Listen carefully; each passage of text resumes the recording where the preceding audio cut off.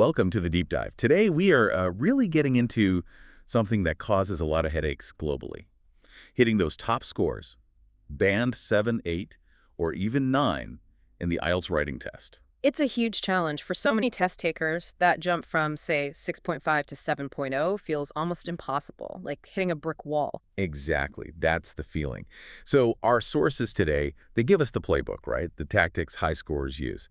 But they start with a warning that's, well, it's pretty surprising. It really is counterintuitive, and it's crucial if you're stuck in that mid-range score band. Okay, so tell us what the sources say straight away. Because, yeah, this seems to fly in the face of a lot of common advice out there. Right. So the big initial insight is this. Most students think, okay, I need to study tons of sample band 9 essays. Makes sense on the surface. Sure, learn from the best. But the source material warns that something like over 95% of students who try to work backwards from those top essays, they actually end up seeing their scores go down. Wow, okay, hold on. Scores go down. How can studying perfect essays make you worse? Yeah, it's shocking, isn't it? It's not that the sample essays are flawed. They're band 9 for a reason.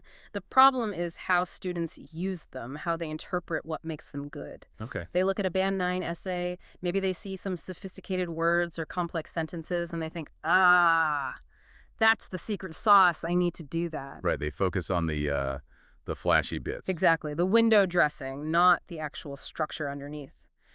So the mission for this deep dive is to unpack the real system, the one successful students actually use. And crucially, why simplicity often beats complexity. Okay, that's our goal. But before we get to the secret sauce, let's just graph the size of this challenge. What did the global stats tell us about this IELTS writing hurdle? Well, the numbers are pretty stark, actually. The global average score for IELTS writing, it consistently hangs around 5.5. Only 5.5. Wow. Yeah, it really shows there is a widespread issue, a fundamental misunderstanding of what the examiners are actually looking for. And like you said, the real pain point, the frustration zone, seems to be getting stuck between 6.0 and 6.5. People get trapped there for ages. What are they actually doing wrong that keeps them pinned down? Fundamentally, they're following bad advice. The sources highlight 3 big myths that keep students spinning their wheels in that 6.0 to 6.5 range. Bad advice from where, though? Teachers?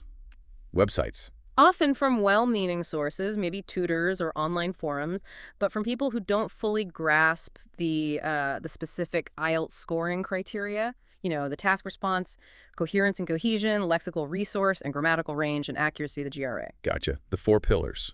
So let's break down these myths. What bad habits do people need to ditch right now if they're serious about hitting band 7 or higher? Okay, myth number 1. The idea that band 9 students use way more complex vocabulary. They don't. They use the right word, the precise word. They're not rummaging through a thesaurus for obscure terms. So accuracy over obscurity. Makes sense. What's myth 2? Myth number 2. That band 9 essays are significantly longer. Nope. Examiners aren't impressed by length alone. In fact, more length often just means more room for error. Okay, keep it concise.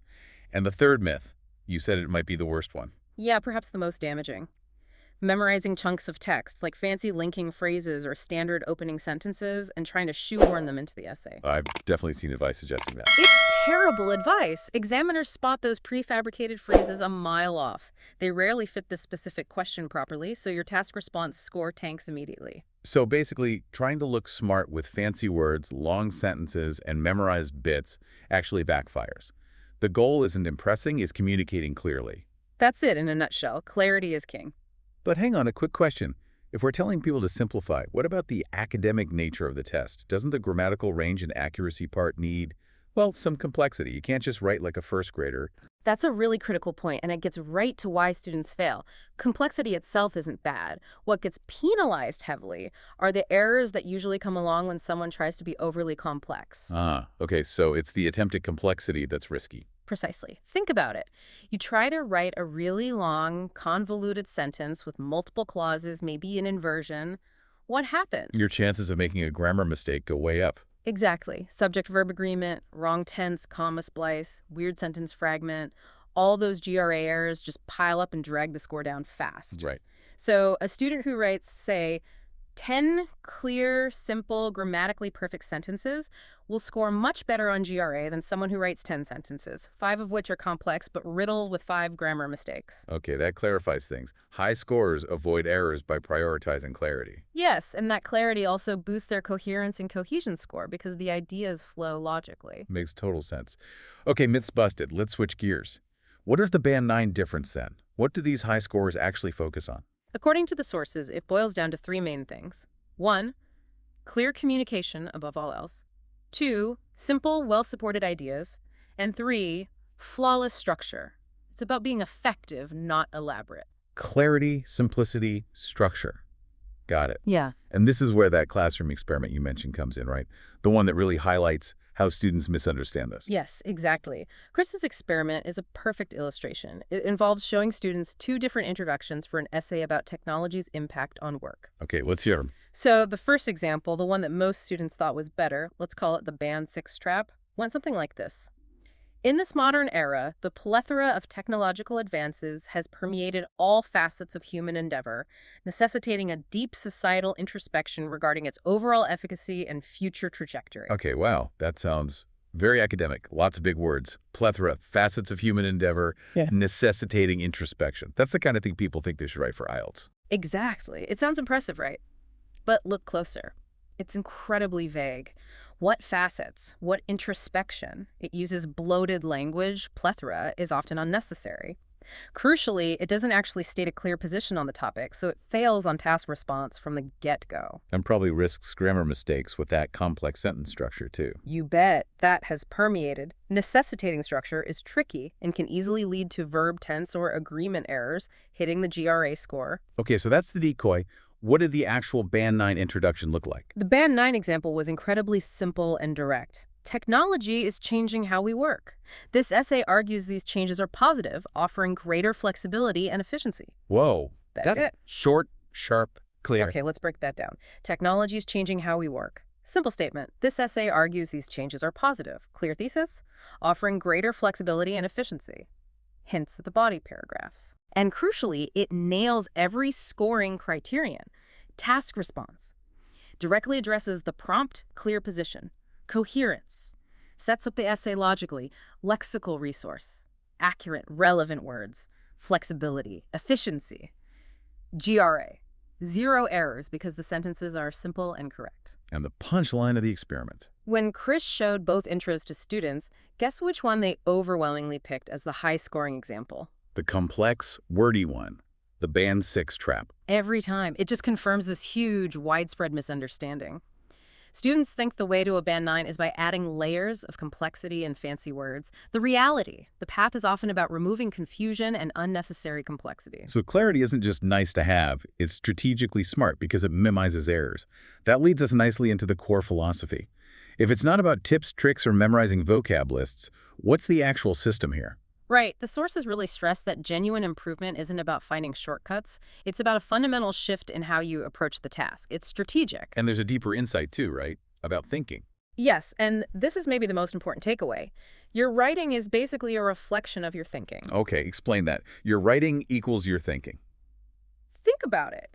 If your essay feels jumbled, if the points don't connect logically, if the conclusion feels tacked on or introduces new stuff, it's almost certainly because your thinking was jumbled when you were planning and writing it. So a confused essay means confused thoughts. Precisely. If you can't quickly and clearly outline your main points and how you'll support them, say, in just 60 seconds before you start writing, your essay structure is likely going to be a week, that hits your coherence and cohesion score hard, no matter how good your vocabulary is. So the real work isn't just fixing sentences on the page, it's fixing the logical flow in your head first. That's the core idea. The strategic approach the sources lay out is essentially, step 1, figure out exactly where you're going wrong. Be honest. Use the official IELTS rubric, don't just guess. Okay, diagnose the problem. Step 2, systematically fix those specific things.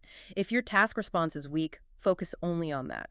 If it's GRA errors, drill down on those specific grammar points, one thing at a time. Targeted practice. And step 3, as you fix the actual problems, your score naturally starts to climb. You stop worrying about sounding academic and start focusing on meeting the actual requirements of the scoring rubric. It shifts the focus from I need fancier words, to I need a clearer argument. Okay, that's the theory.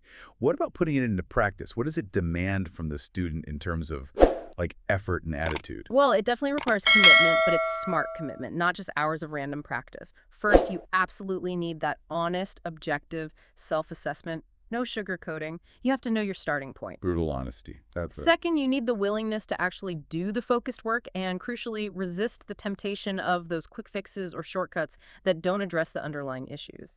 And the sources say something quite striking here. Mindset is like 80% of the battle. 80%. Wow. That really speaks to that feeling of being stuck at 6.5.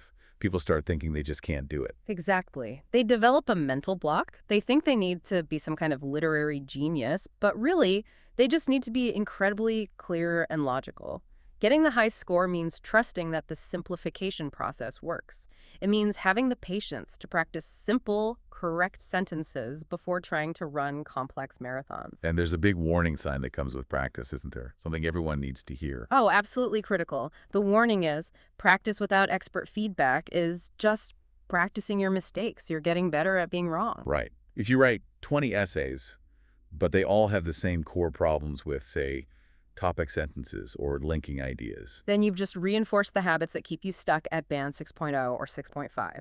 Strategic improvement absolutely requires feedback from someone who understands the IELTS criteria inside out. Someone who can pinpoint exactly which criterion you're missing the mark on and why. Makes sense. You need someone to point out the blind spots. Yeah. And this whole system focusing on clarity, structure, fixing specific weaknesses, this isn't just theory, right? The sources show it actually works. Oh yeah, the results are compelling. The case studies mentioned are really motivating. We're talking students jumping from a 5.5 to a 7.5. That's a massive leap. Huge. Others going from 6.0 to 7.5. And maybe the most impressive one, a student moving from 6.5 to 7.0, crossing that dreaded barrier in just 28 days. 28 days. By completely ditching the old habits, dropping the chase for complexity, and rigorously applying this system. Diagnose, fix strategically, prioritize clarity and structure. It forces you to clarify your thinking, and clear thinking is what drives good academic writing. That's incredible proof. Yeah. So the big takeaway, the synthesis of this deep dive is really simplicity wins. Stop trying so hard to sound complex. Absolutely. Focus on ruthless clarity, solid structure, and fixing your specific identified errors. That's the path. The high score rewards clear, effective communication, not just fancy language. It's been really insightful peeling back the layers on this. Yeah. Before we wrap up, let's leave our listeners with that final thought, that provocative idea to chew on. We established that clear writing equals clear thinking, and that's what Band 9 rewards. Right. So the question for you, listening now, is how does this apply beyond just passing a test? Think about any writing you do, maybe a report for work, an important email, an academic paper. Look back at your last piece of writing. Did you find yourself reaching for complex words or trying to build really elaborate sentences, maybe to sound more authoritative or intelligent? We all do it sometimes. We do, but ask yourself honestly, was my thinking actually a bit fuzzy on that point? Could I have expressed the core idea more powerfully in, say, 2 simple, direct sentences? Try applying this principle of radical simplicity not just to IELTS prep, but to all your communication. You might find, as the sources suggest, that it not only makes your writing clearer to others, but it actually clarifies your own understanding in the process.